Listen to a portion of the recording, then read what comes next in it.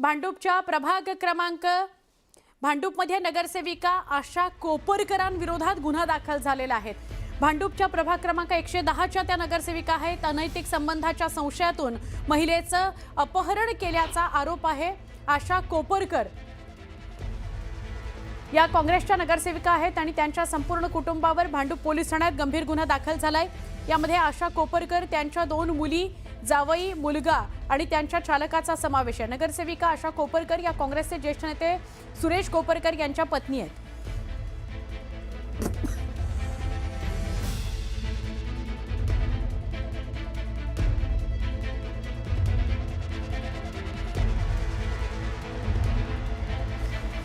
क्षमा करा, पीडित महिलेनं तक्रार अशी दिलेली आहे की आपल्या पतीसोबत संबंध असल्याच्या संशयातून या संपूर्ण कुटुंबाने मिळून तिचं अपहरण केलं, तिला बेदम मारहाण केली आणि जीवे मारण्याची धमकी सुद्धा दिली। या गंभीर आरोपानंतर भांडूप पोलिसांनी कोपरकर कुटुंबाविरोधात गुन्हा दाखल केलाय। पोलीस पुढचा तपास करतायत। प्रणाली, काय अपडेट? धक्कादायक बातमी आहे। ही जी तक्रार आहे ती संबंधित पीडितेनं केलेली आहे की आशा कोपरकर, ज्या की भांडूपमधल्या वॉर्ड क्रमांक 110च्या नगरसेविका आहेत, त्यांनी त्यांचं अपहरण केलं आणि बेदम मारहाण केली।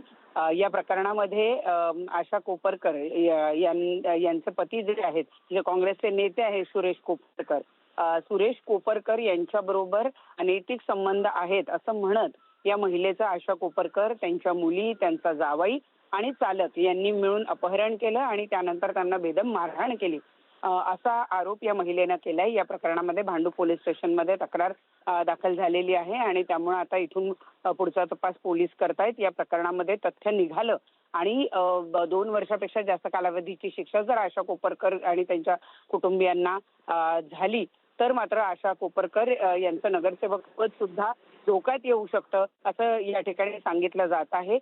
परंतु एकच राजकीय वर्तुळामध्ये गडबड आणि गोंधळ उडवून टाकणारे हे संपूर्ण प्रकरण आहे, जिथे थेट नगरसेविका, तिचे मुलं, जावई यांच्यावर ही तक्रार जी आहे ती नोंदवण्यात आल्याचं आपल्याला बघायला मिळतंय। प्रणाली, आपण माहिती दिली त्याबद्दल।